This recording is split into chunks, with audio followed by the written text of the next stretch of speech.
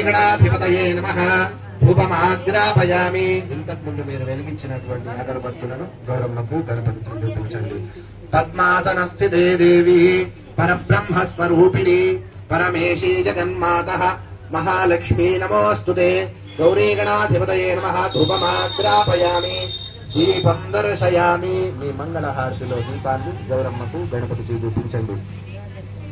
సాజ్యంద్రివత్తి సంయుక్తం వహ్నినాయోచితం ప్రియం గృహాణ మంగళం దీపం త్రైలోక్యతిమిరాపః భక్త్యా దీపం ప్రేచ్ఛామి దేవాయ పరమాత్మనే త్రాహి మాం నరకాద్ఘోరా.